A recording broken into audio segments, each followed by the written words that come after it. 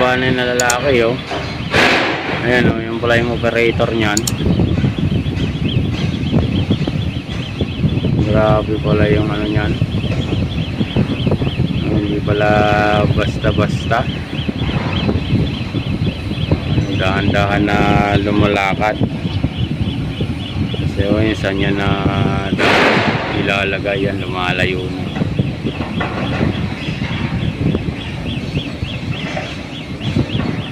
Layo. Kasi bababa yan dun sa kabila kung saan yung ano, saan na dapat ilagay. Grabe ano.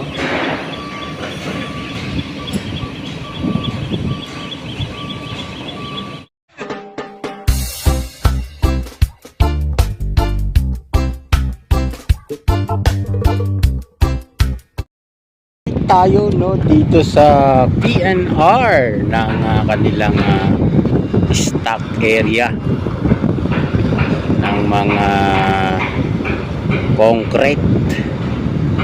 Yan, para ilatag doon sa kanilang ayan guys, oh, nagkakarga sila ng ano. Yan, dala-dala ng truck na yan, yung mga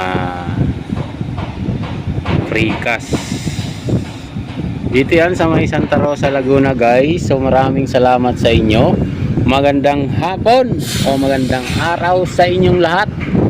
Ayan, dito tayo sa safety first, quality always, Hyundai Antol Dogan project. Dito ba yan sa may ano, ito yung pinaka stock area nila, yung pinaka fabrication nila dito sa may Santa Rosa, Laguna guys. Hanggang doon po yan sa may dulo, malapit na po sa expressway area. Yan, gabi-gabi na po yung kanilang delivery no ng ganitong mga bagay doon sa area nitong kahabaan ng Calamba at ng Santa Rosa, Laguna. Kaya lang na ano medyo bumabagal yung mga ganitong project ni Tatay Duterte na dapat ito yung pinagtutuunan pansin ni BBM, no?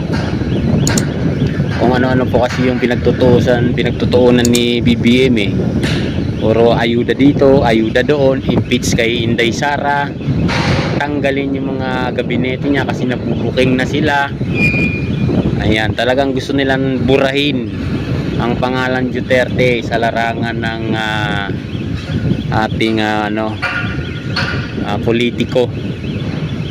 Kaya yung iba naman ay na-brainwash doon sa mga napapanood nila sa TV no ni BBM. Kaya yung iba kung makapagsalita, akala mo alam na alam nila yung mga ginagawa talaga ni BBM, na keso si BBM dahil walang ginagawa, walang ginagawang masama. Ang dami na nga po nagpapatunay, pati nga po yung kapatid niya nagpapatunay na hindi maganda yung gobyernong palakad niya diba? Tinanggal yung kanyang mga trabahador dahil dun sa mga kalokohan lang, katulad nitong mga nagdaan na na botohan, no? Yung dayaan talagang sagad sa buto, no? Pag nakapasok pa si Lito Lapid, si Pangilinan, no? Yung iba naman nag-aapila na natalo daw sila. Talagang matatalo na kayo kasi hindi na kayo gusto ng bayan. Yung mga binoto ng ating mga kababayan, yung pa yung nawala, nalipat yung mga boto dun sa mga taong hindi dapat naman manalo. Kaya minsan mga kababayan natin, punong-puno na talaga sa mga pinaggagawa ni BBM no, hindi na makatarungan, masyado nang dinungisan yung ating abang bansa, na kung saan tayong dapat na mga Pilipino ang maghari-harian dito sa ating bansa. Untak nyo, sarili nating dugo, sarili nating kababayan, no, kapwa Pilipino, ipadalan sa dahig si Tatay Duterte. Diba? para lang maikubli yung mga ginagawa nilang kalokohan sa Senado. Pero ganun pa man, hindi kayo magwawagi, hindi papahintulutan ni Lord yung mga ginagawa niyong mga hindi maganda para kay Tatay Duterte. Kayo mag-alala, konting kembot at konting dasal na lang po, makakauwi na si Tatay Duterte.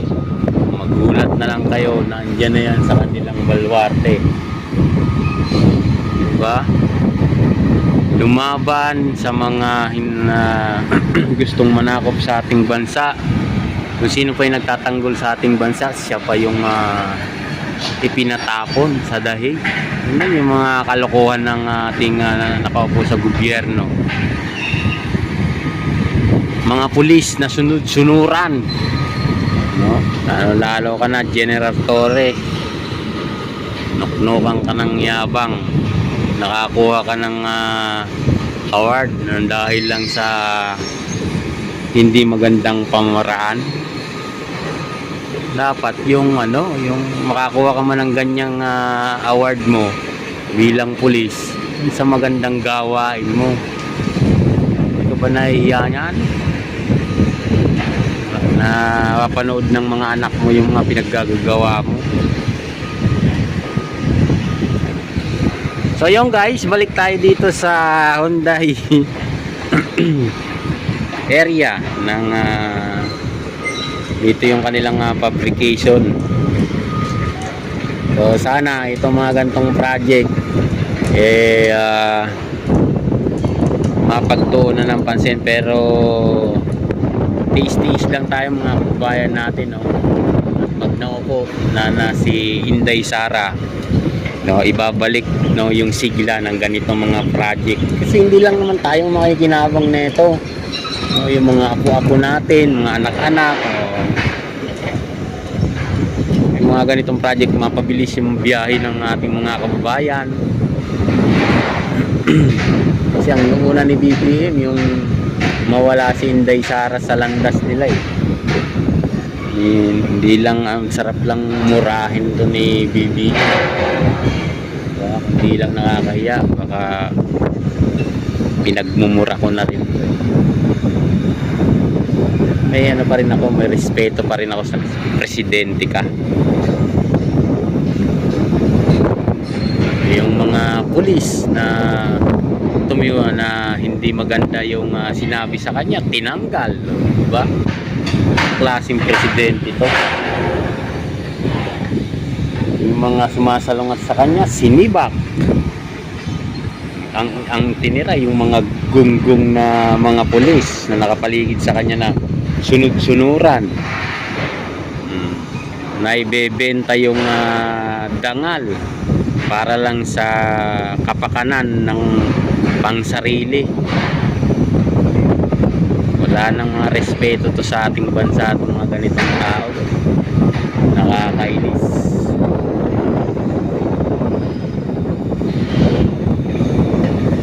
So yan guys, magandang hapon sa inyo. Ito yung kanilang dito, from Calamba po yan hanggang Alabang, yung alam kong project pa nito, pero hindi pa dito, pero dito dyan sa may Makati guys, yung release ng tren dyan, yung ganun pa rin, walang may pagbabago naman, pinagtatanggal yung release ng tren. So ilang taon na rin yata na walang biyahe ng tren, di ba? Ang laki ng nito, ang laking kawalan sa ating mga kababayan na para mapabilis yung kanilang pag transport sa iba-ibang lugar. So, na doble kasi nga palipat-lipat ng kanilang commuters. So ayan guys, tinatanggal na dun sa truck na yan, yung ewan ko saan ipapatong yan, baka doon sa bandang dulo, kasi pinakamataas na yung dalawang patong eh. Yan, kita nyo ba? Yan o, inaangat na dyan, ayan o, inaangat na galing dyan sa 10-wheeler na yan. So yan yung kanilang stock area dito sa may Santa Rosa, Laguna guys. So marami na to guys, no, halos sa libo na rin yung naka-stack dito na ano, kasi tagal ko na rin dito. So andito na yung nakalatag yung mga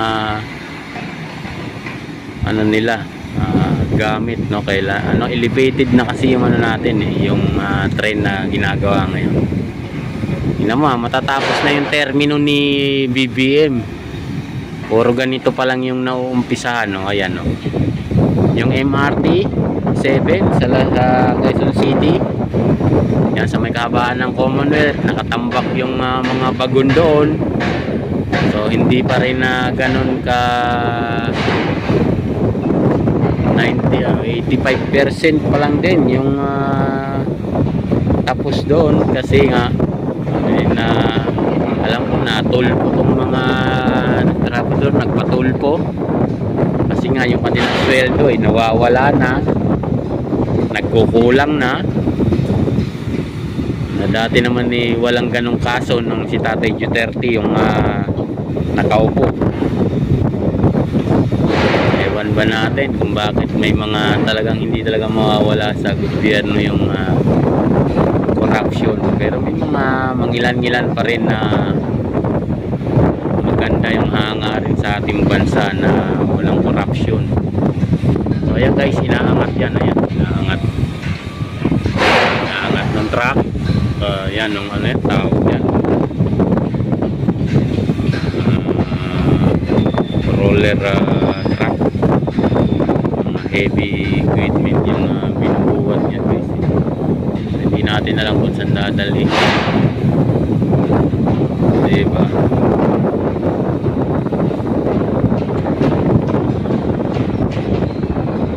Talagang tiyagaan yan, yan, no? Duyan na, hindi yan basta-basta kasi ano, hindi pwedeng pawindang-windang dyan kasi nga mga mabibigat yan. So ayan guys, hanggang doon yan sa dulo, ayan, tapos hanggang dito sa may ating likuran, hanggang doon sa may expressway na kasi yung guys, makita nyo ba may mga sumusunod na sasakyan dyan, yun, ayan, hanggang dyan. Yan pong likod niya na SM Santa Rosa na yung likod yan. Kita nyo ba yun? Doon sa nating yan, SM na yan, yan.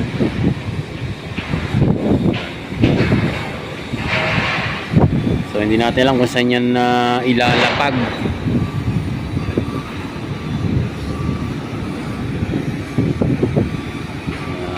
Tayo sa taas.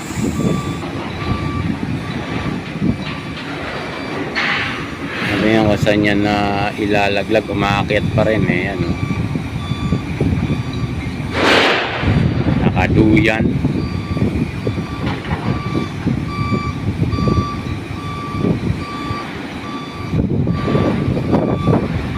Tapos yan, ilalakad dahan-dahan doon, papunta doon sa kabilang direksyon.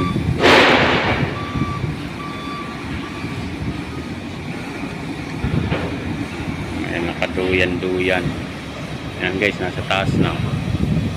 Kita nyo ba yan, oh?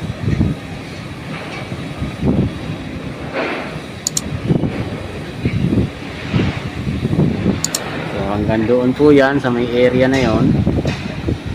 Yan, dyan. Grabe ang ano ito, ang taas. Pero sa gabi, meron naman sila mga deliver niyan guys, ang dami.